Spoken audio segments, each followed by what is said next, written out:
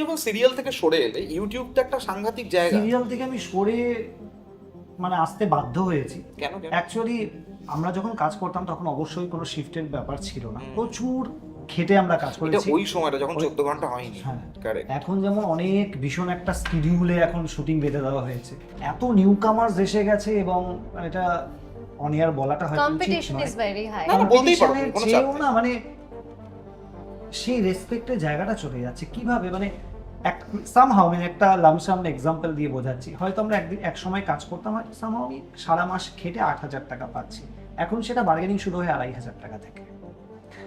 মানে এই জায়গাটায় গিয়ে দাঁড়িয়ে মনে হয় তাহলে এতদিন কাজ করে তাহলে কি বেনিফিট?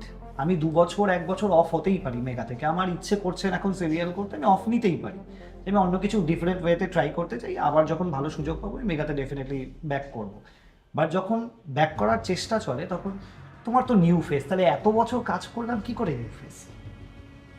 অনেক বড় বড় আর্টিস্ট আছে যারা মাঝখানে একটা গ্যাপ নেয়, সবাই নেয়, বাট তাহলে নিউ ফেস কি করে? মানে এই বার্গেনিংটা নিউ কামারদের থেকেও কম পেমেন্ট একটা মানে ওদের তরফ থেকে আসাটা মানে ভীষণ ডিসরেসপেক্টফুল। আমি যার জন্যই মেগাটা আরও জয়েন করছি না, I got lots of offers, but কিন্তু তোমার তাহলে টার্গেটটা কি? মানে তুমি পুরোপুরি সোশ্যাল মিডিয়া এবং ওই দিকটা? না, সোশ্যাল মিডিয়া থেকে আমি অ্যাকচুয়ালি সোশ্যাল মিডিয়াতে আসার রিজন হলো আমি ডান্সটা থেকে সরে গেছিলাম পুরো। আমি অ্যাকচুয়ালি ডান্সার হতেই কলকাতায় এসেছিলাম, একটা বড় লেভেল কোরিওগ্রাফার হব, আমার কন্টেন্ট বা আমার স্টোরি থিঙ্কিং লোকে দেখবে, ডিরেকশনটা আমি আলাদা করে দেবো একটা তুমি content। কোরিওগ্রাফার হবে বলে এসেছিলে। হ্যাঁ, সেখান থেকে মডেল, তো সেখান থেকে অ্যাক্টিং।